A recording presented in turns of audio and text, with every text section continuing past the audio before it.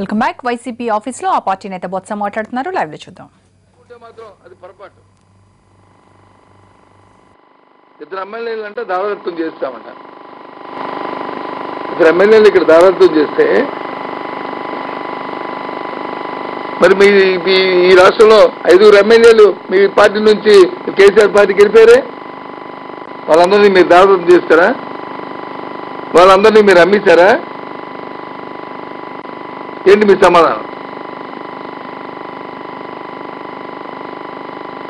మీ ఎమ్మెల్యేలు వెళ్ళిపోతే మాత్రం అవతల వాళ్ళు వచ్చి ప్రలోభ పెట్టి తీసుకెళ్ళినట్టు, ఇంకో పార్టీ వెళ్ళిపోతే మాత్రం కోరండి వాళ్ళు పంపించినట్టు.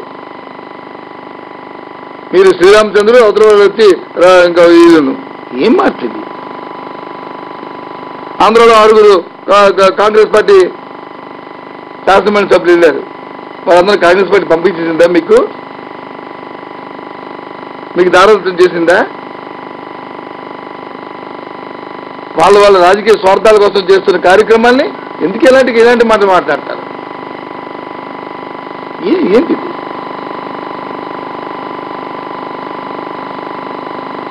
నిజంగా నీ దగ్గర ఫోన్ ట్యాపింగ్ జరిగింది అంటున్నావు, వీళ్ళు వచ్చి బ్రైబ్తో వచ్చి అవన్నీ చూపెట్టారు ప్రజలకి. మొన్నటి రోజున చూసాము, 2 పోలీస్ అధికారులు వచ్చి సస్పెండ్ అయిపోతారు, ఒక మంత్రి వచ్చి అయిపోతారు, ప్రభుత్వం కూలిపోతున్నావు. ఏమైంది అది? అంటే నువ్వు టీఆర్ఎస్ పార్టీ లాలూచి అయిపోయి, ఈ రాష్ట్రాల్లో 2 రాష్ట్రాలు ఇద్దరు లాలూచి అయిపోయి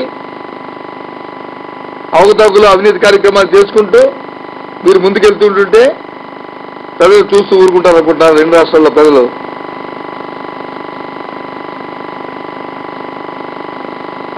పాలమూరు ఎత్తిపోతల పథకం వాళ్ళు శంకుస్థాపన చేస్తే ముందు రోజు ఢిల్లీకి వెళ్ళి కనీసం ఒక్క మాట కూడా దాని గురించి మాట్లాడకంట మీ సొంత వ్యవహారం అయిన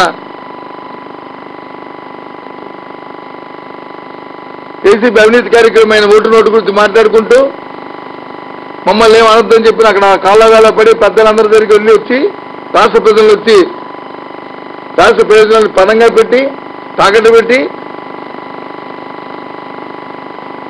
ఎక్కడ మాట్లాడి చెప్పండి. 4 రోజులు 6 రోజుల నుంచి ఎక్కడ ఆ అంశాన్ని, ఎంత ప్రాధాన్యత ఉన్న అంశాన్ని